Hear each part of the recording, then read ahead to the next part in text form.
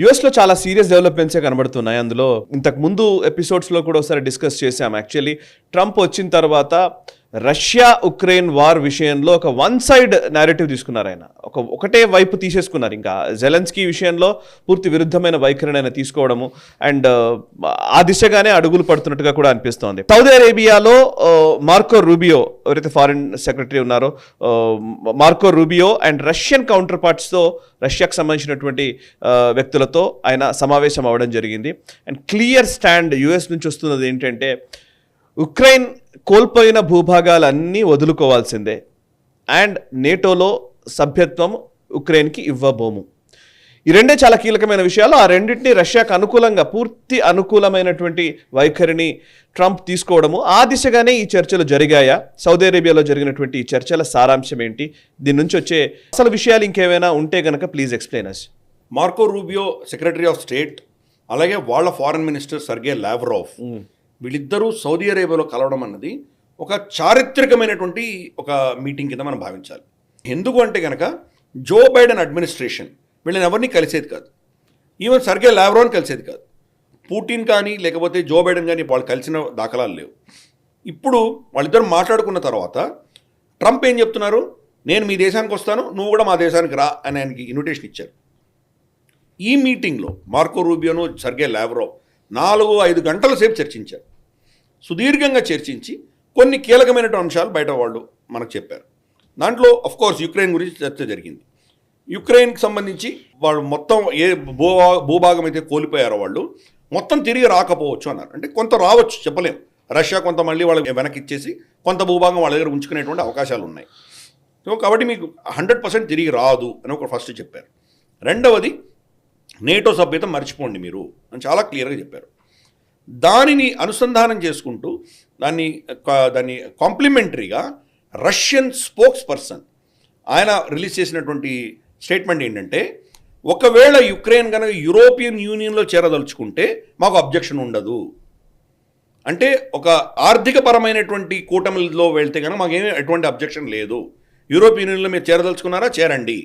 కానీ ఒక military alliance నేటోలో వెళ్తే మాత్రం మేము మాకు అపేక్షిస్తాం, దాన్ని అబ్జెక్ట్ చేస్తామని చాలా స్పష్టంగా చెప్పారు వాళ్ళు. సో అదే ఆ చర్చల్లో వచ్చింది. ఇది ఫస్ట్ది. సెకండ్ది మనం చూసామంటే ఈ చర్చలలో యుక్రెయిన్ని పిలవలేదు, యూరోప్ని పిలవలేదు, చైనాని పిలవలేదు. వీళ్ళు ముగ్గురు మేజర్ 3 పవర్స్ దాని నుంచి అవుట్ అయిపోయారు. డైరెక్ట్గా అమెరికాను రష్యా ఇద్దరు కలిసి మాట్లాడుకుంటున్నారు. అంటే వీళ్ళు నిర్ణయించి మనం ఏమంటారంటే శాంతి చర్చలు ఉంటాయో అది వీళ్ళిద్దరు కలిసి నిర్ణయించబోతున్నారు. ఇది చాలా కీలకమైనది. ఇంకొక విషయం దీంట్లో అతి కీలకమైన విషయం ఏంటంటే ఆర్కిటిక్ ఓషన్ ఏదైతే ఉందో రష్యా పైన ఉన్నటువంటి ఆర్కిటిక్ ఓషన్, దానిని అమెరికా రష్యా ఇద్దరు కలిసి ఇక్కడ మనం ఉన్నటువంటి పరిస్థితులని మనకు కావాల్సినట్టు వాడుకుందాము అని చెప్పి వాళ్ళిద్దరు నిర్ణయించుకున్నారు. ఇది మేజర్ మేజర్ మేజర్ షిఫ్ట్ కింద మనం భావించాలి. ఎందుకంటే డొనాల్డ్ ట్రంప్ ఎన్నికలలో కావచ్చు, ఎన్నికల తర్వాత కావచ్చు, ఆయన చేసిన స్టేట్మెంట్స్ అన్నీ కూడా గ్రీన్లాండ్ని టేక్ ఓవర్ చేస్తాననడం కావచ్చు, కెనడాని 51st స్టేట్ కింద తీసుకుంటాను అనడం కావచ్చు, ఇవన్నీ కూడాను ఆర్కిటిక్ సర్కిల్ గురించే ఆయన ఫోకస్. ఆర్కిటిక్ సర్కిల్లో సముద్రమే ఉన్నది, అక్కడ భూమి లేదు, అంతా మంచు మయమై ఉంది. ఈ కొంత మనకు మంచు కరగడంతో అక్కడ దారి ఏర్పడుతోంది, మనం నావిగేషన్ చేయొచ్చు, అక్కడ షిప్పులు తీసుకువెళ్ళొచ్చు. అది కానీ తీసుకువెళ్తే మనకు చాలా త్వరితగతిన రష్యా నుంచి ఎనర్జీ రావడం కావచ్చు, లేదా యూరోప్కి అమెరికా నుంచి వెళ్ళాలంటే చాలా తొందరగా వెళ్ళొచ్చు. కాబట్టి అది చాలా కీలకమవుతుంది. చైనా అక్కడ రాకూడదు అని చెప్పి అమెరికా నిర్ణయించింది. ఈ 4-5 గంటల చర్చలలో మనకు ఏమర్థమవుతుంది అంటే చైనాను దూరం పెట్టండి అని అమెరికా కోరినట్టు మనకు స్పష్టంగా అర్థమవుతుంది. ఓకే, అది వాళ్ళు చెప్పలేదు, కానీ వీళ్ళిద్దరు కలిసి దాన్ని స్ట్రాటజీగా వాడుకుంటారంటే దూరం పెట్టాల్సింది ఎవరిని? చైనానే. చైనా తాను ఏమనుకుంటోందంటే వీఆర్ నియర్ ఆర్కిటిక్ పవర్ అని చెప్తున్నారు. ఆర్కిటిక్ పవర్ కాదు, వాళ్ళకి ఆర్కిటిక్ సముద్రం వాళ్ళ దగ్గర లేదు, కానీ వీఆర్ నియర్ ఆర్కిటిక్ పవర్ అని వాళ్ళు కితాబిచ్చుకున్నారు. ఇన్ఫ్యాక్ట్ ఈ ఇండియన్ ఓషన్ కాన్ఫరెన్స్లో కూడా చైనీస్ రిప్రజెంటేటివ్ ఇచ్చిన స్టేట్మెంట్ అటువంటి స్టేట్మెంట్ మన గురించి కూడా మాట్లాడాడు. We are near Indian ocean power అని చెప్పడం మొదలుపెట్టారు. అలా చెప్పేసి ఇక్కడ మాకు ఉంది, ఇంట్రెస్ట్ ఉంది అని వాళ్ళ దౌర్జన్యం చూపించే ప్రయత్నం చేస్తున్నారు. సో దాన్ని డొనాల్డ్ ట్రంప్ కొట్టిపడేశాడు. రష్యా అమెరికా ఇద్దరు కనుక కలిసిపోతే ఇంకా చైనా ఎందుకు వాళ్ళకు? రష్యాకి చైనా అక్కర్లేదు. కాబట్టి అటువంటి పరిస్థితి మనకు అక్కడ స్పష్టంగా కనిపిస్తోంది. వీళ్ళిద్దరూ కలిసిపోయేటువంటి పరిస్థితి మనకు అక్కడ కనిపిస్తుంది. సో అందుకని ఇవన్నీ కూడా సమస్యలు పరిష్కరించుకుందామని తర్వాత వాళ్ళ మీద వేసినటువంటి ఆంక్షలు అన్నీ విత్డ్రా చేస్తాము, ఒక ఒప్పందం అంటూ కనుక జరిగిందంటే కనుక అది సంతకాలు పెడితే మీ ఆంక్షలని తీసేస్తామని కూడా వీళ్ళు చెప్పడం జరిగింది అక్కడ. సో అలా వాళ్ళిద్దరి మధ్యలో ఈ అవగాహన అనేది చాలా పెద్ద మేజర్ టెక్టానిక్ షిఫ్ట్. ఇన్ఫ్యాక్ట్ రెండవ ప్రపంచ యుద్ధం తర్వాత డొనాల్డ్ ట్రంప్ కిమ్ జాంగ్ ఉన్ని కలవడం ఏంటి, రైట్? నార్త్ కొరియాకి సంబంధించినటువంటి వ్యక్తిని ఎవరు ఇదివరకు గత ఏ ప్రెసిడెంట్ కలవలేదు, ఈయన వెళ్ళి కలిశాడు. అలాగే వ్లాడిమిర్ పుటిన్ తోటి ఇంత మేజర్ అంటే ఇంతవరకు నభూతో నా భవిష్యత్ అటువంటిది మేజర్ హిస్టారికల్ డెసిషన్స్ మీద ఆయన ప్రయత్నం చేస్తున్నాడు ఆయన. అది కాబట్టి ఇది డొనాల్డ్ ట్రంప్ని మెచ్చుకోవాలి. చూద్దాం ఇది ఎంతకాలం ఇది వెళుతుందో, మరి యూరోపియన్ పవర్స్ ఎలా రియాక్ట్ అవుతాయో మనకు తెలియదు. వీళ్ళు కలుస్తున్న సమయంలోనే యూరోప్లో 2 మీటింగ్స్ జరిగినాయి. ఒకటి, యూరోపియన్ దేశాలందరూ కూర్చొని డొనాల్డ్ ట్రంప్ని ఎలా మనం హ్యాండిల్ చేయాలి వాళ్ళకి అర్థం కాక చర్చలు పెట్టుకున్నారు.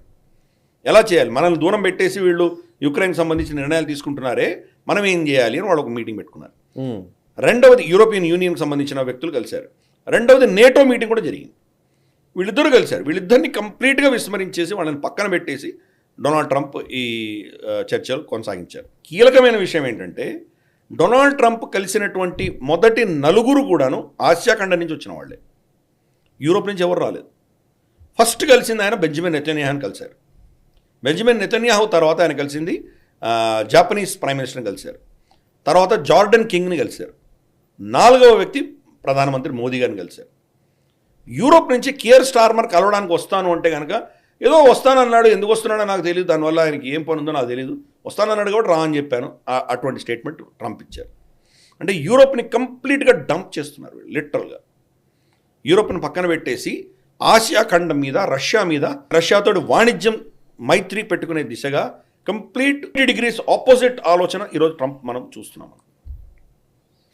కానీ నిజంగా అసలు ఇది ఒకవేళ రష్యా అండ్ అమెరికా ఒక సైడ్కి వచ్చాయి అని అంటే ఇంకా అసలు అది ప్రపంచ చరిత్రలోనే ఒక కొత్త మలుపు అన్నట్టు, అంతే.